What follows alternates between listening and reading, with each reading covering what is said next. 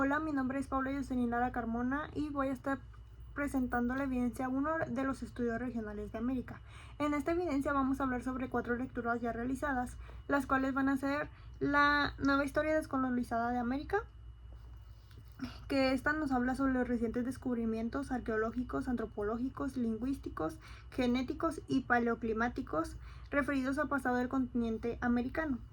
También hablaremos sobre la historia de América Latina, la era del imperio. Esta nos habla del descubrimiento y la conquista que, como ya sabemos, fue Cristóbal Colón el 12 de octubre de 1492. Vamos a ver más sobre ese tema. Y las guerras de independencia y el nacimiento de los estados-nación americanos, una reconsideración. En este reflexionaremos sobre algunas de las propuestas más revolucionarias del revisionismo historiográfico sobre las llamadas guerras de independencia y el nacimiento de los nuevos estados-nación hispanoamericanos. Y por último, vamos a estar viendo las relaciones internacionales de México en el siglo XIX, de la independencia formal a la actualización de la independencia. Vamos a estar comenzando sobre la nueva historia descolonizada de América, que en esta la población del continente americano es un actor que ingresa bastante tardíamente en el proceso histórico, ya que es un continente muy poblado con mucha posterioridad al resto de continentes, al cual se le reconoce la existencia de varias civilizaciones mediante desarrolladas, pero con términos generales que han sido consideradas en un estadio inferior a la cultura que invadió América. A partir de las carabelas de Colón, razón que explicaría la aniquilación de los imperios existentes para inicios del siglo XVI, que son los incas y los aztecas, por parte de ese pequeño contingente de aventureros españoles que inició 3 siglos de genocidio, etnocidio y saqueo. Al designar como el Nuevo Mundo América, las élites europeas construyeron un referente que no se designaba como un territorio casi virgen, escasamente habitado, cuyos pobladores calificaron en el concepto de salvajes. En el mejor de los casos, unos salvajes con ciertos destellos de inteligencia que les permitieron crear civilizaciones difíciles de explicar para el eurocentrismo como los mayas y construir maravillas arquitectónicas como la Machu Picchu. La antigüedad del poblamiento americano. La fecha de ingreso de los primeros grupos humanos al continente americano, que hasta el presente se ubicaba en 13.000 años, de acuerdo a la tesis que postula el yacimiento de los Clovis como la manifestación primaria de ocupación en América, ha retrocedido hasta llegar a aproximaciones entre 23 y 43.000 años de acuerdo con los estudios arqueológicos y genéticos más recientes. Las 180 familias americanas. La enorme riqueza cultural de las sociedades americanas ante la llegada europea se reflejan en la gran diferencia numérica entre las lenguas indígenas de América y las existentes en Europa. Los estudios lingüísticos han demostrado que los indígenas americanos hablaban unas 1.200 lenguas distintas que han sido clasificadas en 180 familias lingüísticas. Contraste, Europa posee 8 familias lingüísticas, entre ellas la indoeuropea, la ugrofinesa, la vasca y la turca. La historia de América Latina, la era del imperio. Después de soportar un largo y penoso viaje por regiones desconocidas del Océano Atlántico, el marinero genovés Cristóbal Colón ha visto tierra en la mañana del 12 de octubre de 1492. Al llegar a la costa, estaba convencido de que había encontrado una ruta marítima al continente asiático y de que era posible cumplir la finalidad de su expedición: conseguir la autorización de los soberanos de China y Japón para iniciar un comercio privado de oro y especias, bajo los auspicios de sus protectores, los reyes católicos de España. Asia era un continente muy misterioso que fascinaba a los europeos. Se le conocía vagamente como las Indias, nombre que se aplicaba no solo a la India propiamente dicha, sino a la península de Malaca, las Islas Molucas o de las especies, e incluso en el sentido más amplio a China y a Japón. De hecho, existen lazos comerciales entre Europa y Asia desde hace siglos a través de varias rutas que surcaban el Mediterráneo oriental, que a partir del siglo XV habían quedado en poder de las repúblicas italianas de Genovea y Venecia. Una cadena de colonias comerciales en el levante mediterráneo daba acceso a Egipto y a Siria. El día de Navidad, la Santa María encalló en un arrecife de coral y hubo que abandonarla. Colón interpretó el desastre como una señal divina que debía fundar allí la primera colonia española, y con ayuda de los hombres en Guacanagaris se erigió el poblado de la Navidad con los restos de embarcación encallada.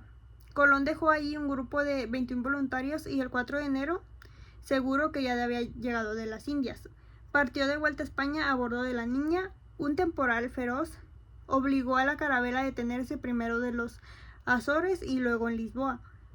Recibió al almirante en cortesía y le permitió reanudar su viaje a España. El 20 de abril de 1943, con una comitiva en la que figuraban 6 nativos con loros en jaulas, Colón se presentó triunfal ante Isabel y Fernando en la corte de Barcelona como descubridor de nuevas tierras en las Indias, tierras con yacimientos de oro y que España podría dedicar con provecho al comercio. Las guerras de la independencia.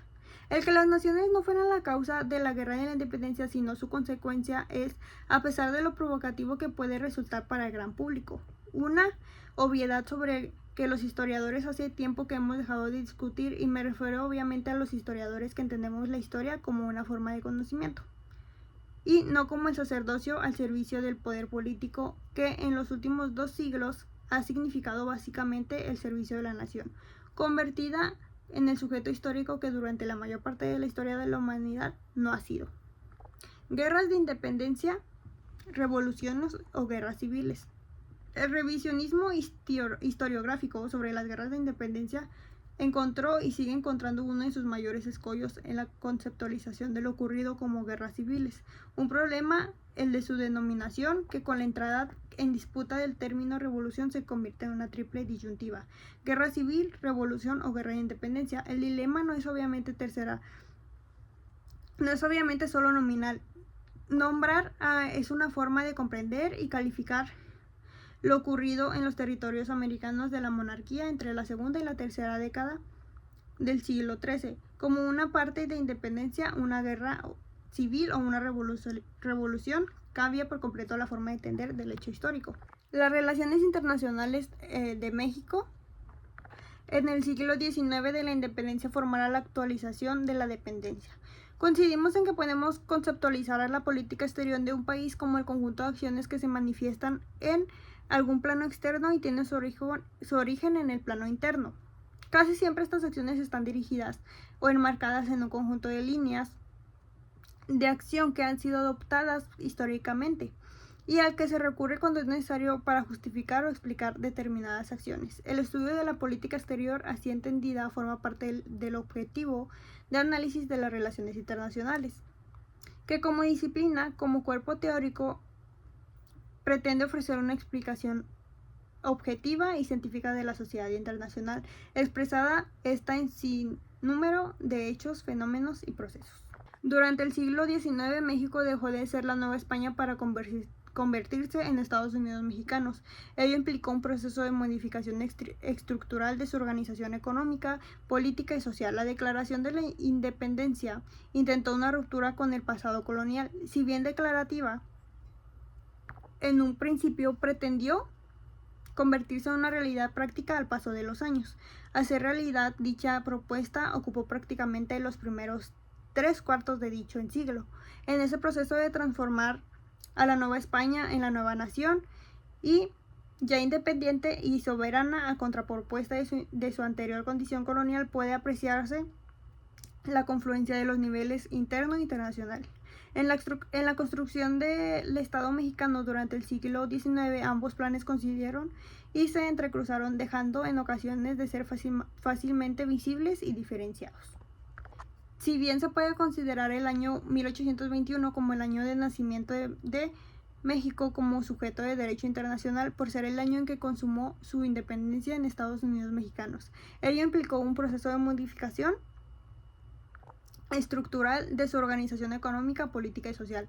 La Declaración de la Independencia intentó una ruptura con el pasado colonial. Si bien declarativa en un principio, pretendió convertirse en una realidad práctica al paso de los años.